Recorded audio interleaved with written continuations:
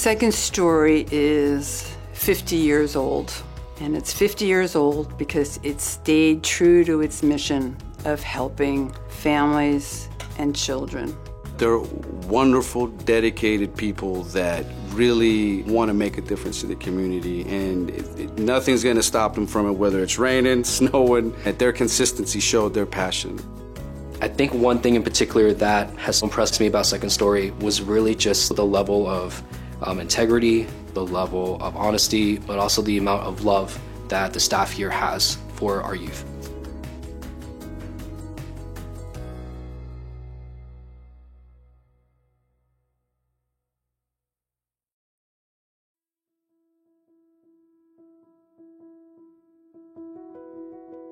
I'm Judith Dittman. I'm the CEO of Second Story. I've been with the organization for 27 years.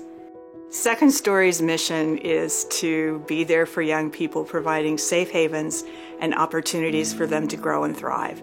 And we are there at moments in their life when it's just so critical, and the help of a caring adult can make all the difference in the outcome. The organization was started by a group of churches in McLean back in the late 60s, early 70s. It was probably started around 1970, but it was actually incorporated in 1972. So Second Story has been in the community for 50 years, and we have done a lot of incredible work, but there is a lot left to do.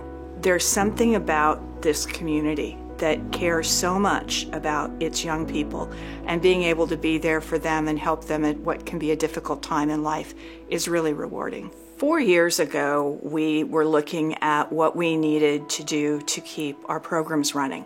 In the midst of doing this campaign, along came the pandemic, and we were really worried about what that was going to do to people's ability to give. Would they be worried that they didn't have a job, that they needed to conserve their funds because they were uncertain about the future? And it almost had the opposite effect. We had this outpouring of people who would give us their stimulus check because they said, you know, I don't really need this. And I'm sure that the young people that are homeless and who are in your programs and who are struggling to get by can use this way more than I can. So I'm really proud of what we were able to do with food distribution, with putting school supplies on kids' doorsteps, with getting them the technology that they needed so that they could stay up with their classes. It was amazing what our staff and our community-based programs did and the way the community came forward to support them. We have a goal of raising $1.55 million, and that is not just a goal that we pulled out of the air. It's a goal that we need to be able to say that we won't turn a young person away who needs our help. And that is our biggest goal, over and above the money. We don't want to have to say no to a young person who needs help. We have a brand new strategic plan. We're working on getting young people into better paying jobs that have a chance of climbing the ladder into higher education, where they have scholarships to help them pay for it, to opening new teen centers in areas where young people don't have anywhere to go. To donate to us means that you are making an impact potentially on someone's life way beyond right now, way into the future. And maybe not just their future, but their children's future. It just has such a potential of having a snowball impact to do something now.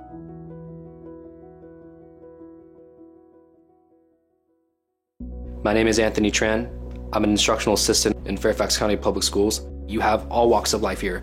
You have the affluent, those that live in poverty, those that deal with gang violence, gang activity, those that deal with domestic abuse in the household, even outside the household.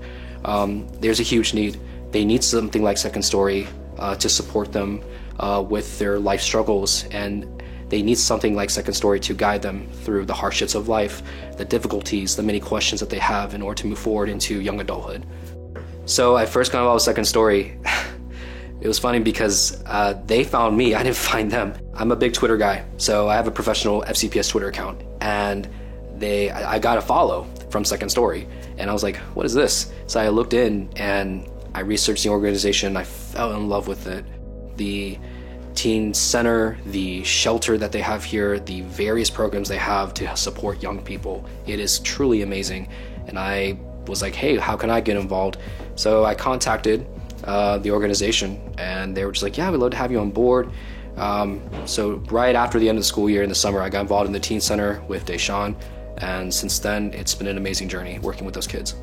The many activities that I do with the kids at Second Story is helping them with homework, helping them with life skills, how to get a job, how to write a resume, also teaching them about health literacy, how to stay healthy in their daily lives as well. Also, we take them sometimes on field trips. Just this past week, we took them to a circus kind of thing. It was a lot of fun. I got to build a lot of relationships with the children there, and it was just a lot of fun. I have seen that Second Story teaches young people to take life seriously, to make positive choices, to get involved in community activities to make their community better and to make their own lives better. So I just want kids to know that there is an organization that does care about them. You know, sometimes teens need something outside of school to support them. With Second Story, you know, it's an outside organization that is very trustworthy, is safe, is loving and caring, and not judgmental. So I think that's something that really Second Story provides for our young people, is just a safe haven, a place where there's no judgment, where you can come and be yourself, and really just to receive love, but also guidance to live a better life. I was a broken, lost 11-year-old. The life-changing critical moment for me was when everybody had given up.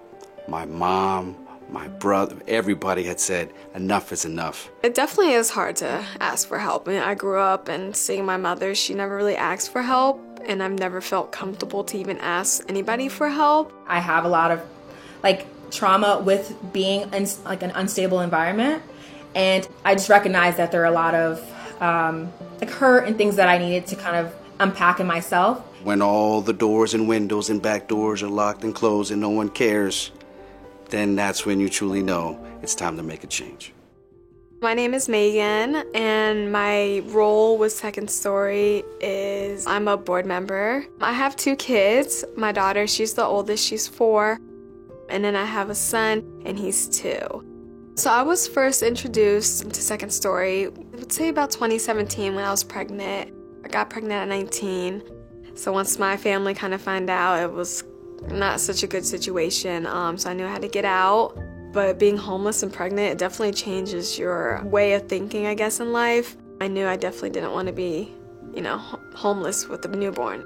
My life in high school was, my favorite word, I guess, is unstable. I had a really unstable environment prior to coming even to Virginia. So I first got connected with Second Story after I was in another program. I was homeless in another youth program that helped me get on my feet, but unfortunately I could only stay there until I was, I believe, 21. So I had to finish off school and I didn't have a place to go. My name is Leo Delgado and I'm the warehouse manager at Food for Others. Second Story and Food for Others work together hand in hand, making sure that we provide food for their organization, to provide for any of the folks that are going through a tough time. I was one of those kids. I mean, at 18 I was homeless. It was tough. I thought, wow, I thought I just had bad luck. I thought I had a cloud with rain on me, just following me around.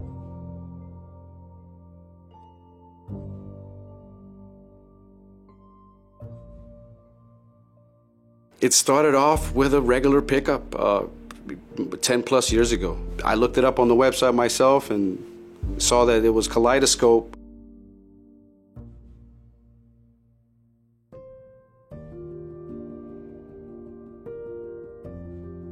I had gone through some traumatic years of my early life, and I was taken away from my mother and placed in this program here at the time for Kaleidoscope. That's why it's important for whatever kid is going through it now to accept the help, to accept the resources, to have the right guidance so you won't be homeless at 18, so you won't be unemployed at 20 thinking that your life is over and that it won't get better.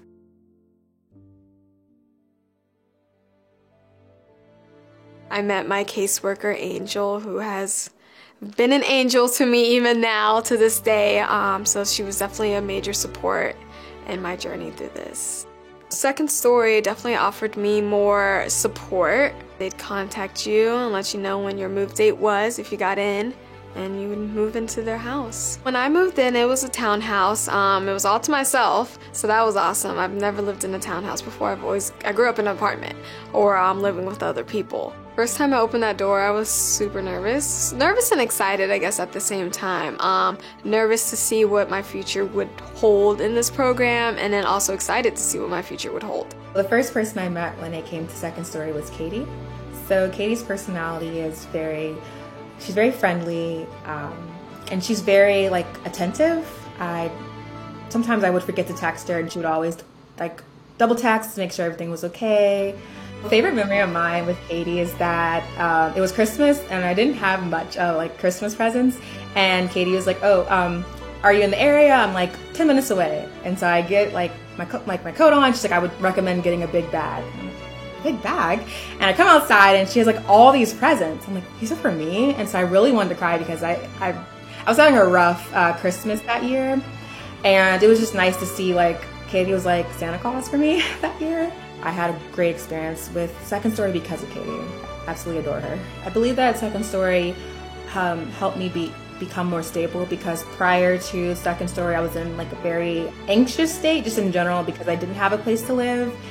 And I didn't really know where to look for, and because of Second Story, I learned how to not only budget, but also find places to live. I think that was also another big task, because I never had to physically find a room, and that was very daunting, but it was nice to know that Katie was there to help me through the steps, and which I used to find my apartment here in Philadelphia. Every volunteer that walks in and out of that organization definitely has a lasting impression on me, just because they're doing it for the kindness of their heart, and they're also doing it because they want to make a difference in the community. You get to do your daily things. You go to work, you drop off your kids, you make dinner, you eat, you go to sleep. We had chores. We met on a weekly basis with our caseworker. Tuesday nights we would go over to the house and we would have just a learning session, I guess, whether it was parenting or things for college that they would give us information about, or just anything that was really resourceful. And then we'd also have therapy, which was very nice. Being a young mom, first-time mom, doing things on my own, it was really nice that they considered just my emotions as well, and so having that therapy sessions really did help. But of course, there's no handbook on how to be a parent, especially for so young. You're still a kid, really, right? So I think all the parenting classes has really helped me realize, yeah, she's only a kid. There's going to be hard times, and there's going to be fun times, and there's going to be sad and good times. You just really have to be patient and take it day by day. I do feel proud of myself, because I've seen where I've come from and where I am now, and if I could talk to my old self a couple of years ago, I never would have imagined that I would be where I am today. And I believe a lot of that growth came from being in Second Story and just being able to develop and continue to develop into the woman that I want to be. I decided to join the board because I think it's really important to give back, especially to an organization who gave me so much. Everything that Second Story has done for me, I think that it was almost my duty to do something as well for them. And I know it's not always about exchanges, but it's just that I believe that's something nice that I could do and help out, especially for donations. I think that's very important, because I benefited greatly from that.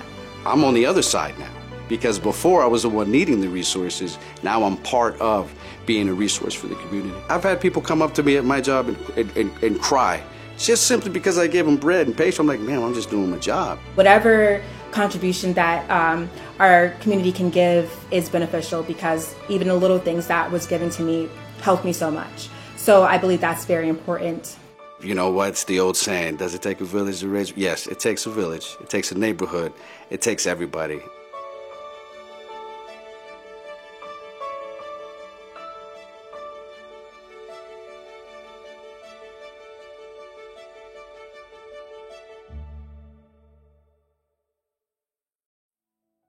During our time together, you heard many people share their stories and memories about Second Story. We're all here for one reason. We're here to ensure that young people, like me, will continue to have a safe place where they can take back their life narrative and write their second story. Second Story's work is possible because we live in a community where people like you want to make a difference and take action to invest in the lives of young people. Please consider making a donation today. Your gift will ensure that young people and their families will continue to have a safe place to stay, opportunities to grow and thrive, and the chance for a brighter future. Thank you. I really believe in the mission of community service that Second Story provides, and I think the 50 years that they have been providing it backs up that feeling that I have. There's a lot of nice memories. Just watching their faces smiling and waiting for me when I arrive. And I worked for Alternative House, now Second Story, for probably about 3 to 4 years. Some of the best years of my life, guys. It was so fun. Our staff always had their ear to the ground. They were always in tune with what families and kids needed at the time. They worked up programs, they outlined their cost, where it would take place, what was needed. Our very first major fundraiser that we did as a board when I was involved was an art auction, and we were lucky enough to manage to get the Kennedy Center as our venue, and we didn't have to pay for that either. And I was so nervous. I didn't know how many people really would come. And I remember opening the doors, and I looked inside, and the room was jam-packed. My name is Mirta Rivera. I work with Alternative House, now Second Story, by the years 2006 to 2013. I worked for Girls World program in Springfield. I started that program by myself, trying to get girls that lives around Springfield. So I started door by door and talking with the mothers that lives around, like in landmarks, and offering a safe place for the girls. I remember by the time that I was working in that area in Springfield, the gang activity was so high. And this was the way to offer the people who lives around a safe place for the girls, for their daughters.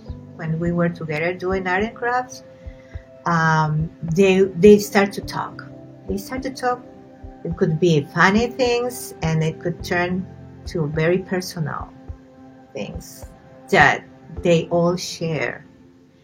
And believe me, those moments were so important because I just want to let that girl who opened her heart in those moments, that I can help pay attention to each girl. If somebody asks me how I feel, what was my experience with Girl World, I have the best memories. I think it was the best job I had in my life. The youth has always been my passion, and it's something that was very important for me to do, especially giving back to the community. And then once I got to learn the kids and the environment, I fell in love. My favorite memories was just as soon as the kids got out of school. As soon as the kids got out of school and seeing them every day and being able to interact with them, Soraya and I and Mirta, we learned that when one of the teenagers, he didn't have enough money to be able to go to prom. We coordinated with a local department that was willing to provide him a tuxedo to go to prom. Being able to secure that for him was one of the highlights. And he had a great time at prom. One of our youth is doing extremely well. He bought a house, he's engaged, just amazing things.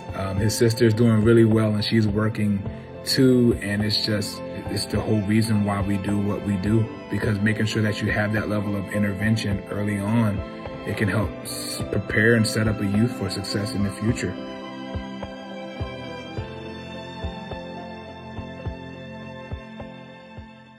Over 27 years, I've met a lot of people. All of them deserve a huge thank you to board members who have supported the organization, to volunteers, to the staff who do such amazing work, all of our sponsors, all of the ambassadors who have brought you to watch this broadcast today, and even the young people who, though they're in crisis, are an inspiration to us all and help make us the success that we are.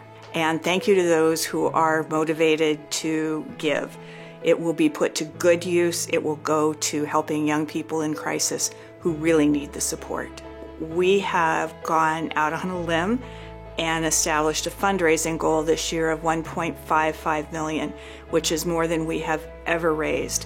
But we need to do it because the pandemic has pointed out to us just how fragile a margin the young people that we're working with have. 50 years is a very long time, and over those years, Second Story has changed and it's grown organically. It hasn't grown just to get bigger. It's grown when we've seen an area where young people need help and we're able to find a way to address it. I'm very proud of everything that we've done, but I don't want you to think that this is a closed book. We have a lot more to do. This is just the beginning of the next 50 years, and I hope that you'll be there to join us.